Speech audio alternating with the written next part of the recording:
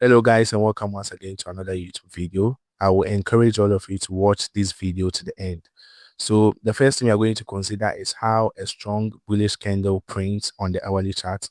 So this is a gold chart, so it opens at 6 p.m. EST, but according to ICT, the opening of a new candle is at 12 a.m. EST, which is 000.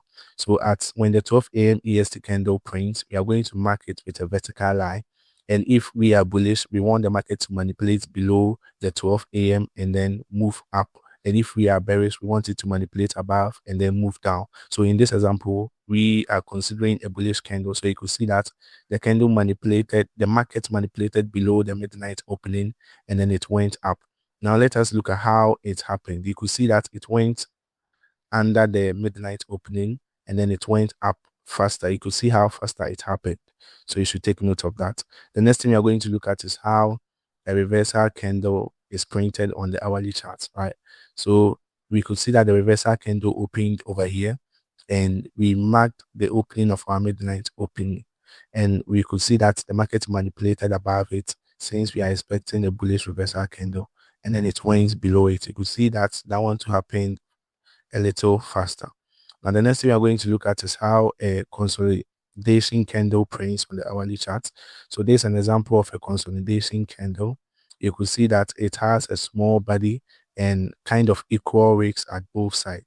And it also opened and you could see how it was moving. Now let us look at this. Let us pay attention over here. Now when you mark your midnight opening, you could see that when the market manipulated below that midnight opening, it was really finding high time going up, right? It spends so much time under. Do you get it? So when the market or price is spending so much time under the midnight open, then you should know that the market is likely to consolidate at the end of the day.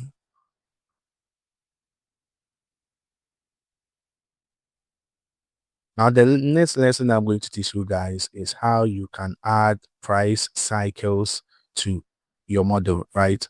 So the first example that we are going to consider, in this example, you could clearly see that we've raided external range liquidity and the market is reacting off internal range liquidity. And if you've been following me and watching my videos, I always say that you have to allow the reversal candle to print and then you focus on trading the third candle, right?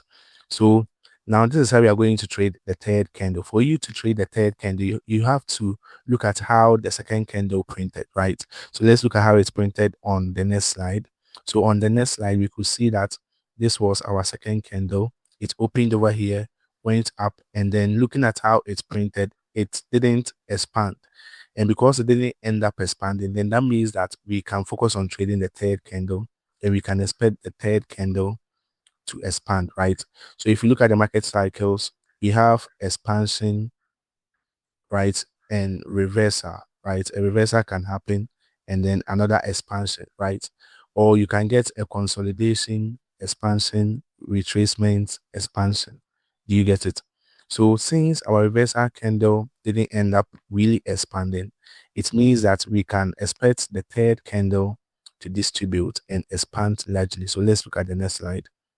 So this is how it formed on it opened on the 4-hour time frame. You could see it tagged this 4-hour points of interest and then it printed its swing points, right? But it didn't really expand that much. So on the third day, you could see how the third day expanded because our reversal candle didn't really expand that much. So we mark our midnight open, we could see that the market manipulated above it since we are bearish and then it distributed down. So let's look at another example and see how. So this is the 4-hour chart. We could see how it is represented on the 4-hour chart. So let's look at another example and see what we can learn from it. So this is another example, right? So we could see that on the daily time frame, we had our reversal candle and it happened at the point of interest. You should always apply internal range liquidity and external range liquidity. And now we want to trade the third candle. We expect the third candle to be a distribution candle since our reversal candle is closing inside the previous range of the first candle. And we could see that looking at our reversal candle on the 1-hour time frame, the reversal candle ended up expanding. So it is very advisable not to trade the third candle since we end up expanding the previous day. The third candle is likely going to consolidate, and we could clearly see that the third candle consolidated and didn't end up expanding. When you mark your midnight open, you could see we manipulated above it and it didn't end up expanding. Let's look at another example.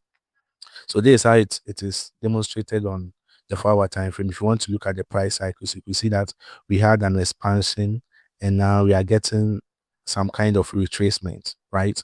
So whenever the previous day you go to the 1-hour time frame, you see that it has expanded, I will advise you to skip the third day and maybe continue and look at how the third day closed and continue trading the fourth day. Now, if you haven't subscribed to the channel, kindly subscribe to the channel. YouTube says most of you watch the video and you do not subscribe.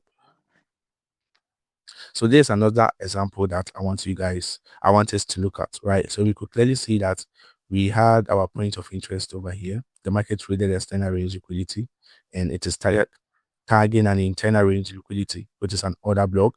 And what are we getting? We had our reversal candle, which was this candle, right? So now that we have our reversal candle, we want to look at how that candle printed on the 1-hour chart, and we could clearly see that looking at our reversal candle, which was here, right? You could clearly see that reversal candle, this reversal candle, you could see that it ended up expanding, and because it ended up expanding, the third day is likely to consolidate, right? And you could clearly see how the third day ended up consolidating. And since the third day consolidated, you could see how the fourth day expanded, right? So whenever you're trading your Ttrades Fractal model, I always say that you should wait for your reversal candle to form. So when your reversal candle is down printing, you look at how it formed.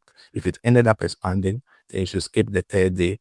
Look at how the third day will print. If it prints so strongly, or it prints strongly, then you can focus on trading the fourth day, right? And you can expect the fourth day to be an expansion since the third day didn't end up expanding. So now someone will say, why is it that this didn't manipulate below the midnight opening, right? The reason why it didn't is because there was SMT present on its correlated pair, which is gold, Britain, pound. So there was SMT. That's why it didn't need to come there, right? So this is how it was demonstrated on the 4-hour time frame.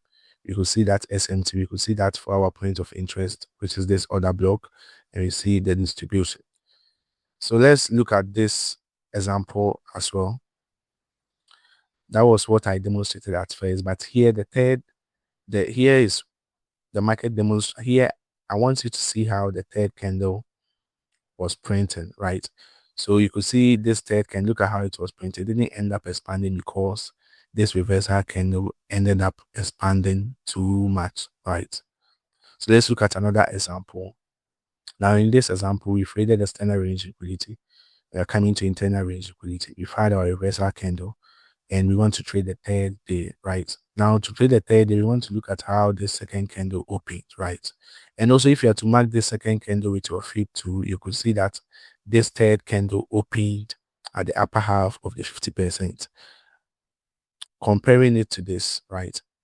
Now let me answer this before I continue. Now, if I was to even trade this, I wouldn't trade the third day because this second candle didn't close inside the range of the previous day, right? So it's better you wait for the third candle to print and you can get more data to continue on trading. You will clearly see that this candle didn't end up expanding. And also where this candle, if you are to mark this candle with your flip tool, you can see that this candle opened way below it, right? That is another reason I wouldn't have traded the third candle. Another reason is the second candle was expanded too much. So the current day is going to end up consolidating, right? So now that we have this reversal candle, we want to look at how it's formed on the 1-hour time frame, whether it expanded or it kind of didn't really expand, so that we can trade the third day. So we could see that when we had that reversal candle, it didn't really end up expanding, right? And you could see that when the third candle opened at the upper half, you could see how it ended up expanding. When you have to mark your midnight open, you could see that it came below it and then it went up. Now, if you want to join my one-to-one mentorship or you want me to mentor you, you can join my Telegram group in the description box. Search for Happy Trader chat me and we can take it from there. Now, this is another example. This is the fourth candle, right? Now, we've met our main target, right? So you have to wait for the market to restructure itself before you can continue trading. So here is another example on the daily time frame where our second candle didn't really end up expanding. And because of that, we believe the third candle will expand. And the third candle ended up expanding. Yeah, so if you've not subscribed to this channel, kindly subscribe to this channel. And also comment. You guys do not comment. You know, that is another way you can support me to continue making videos. So comments, like, share.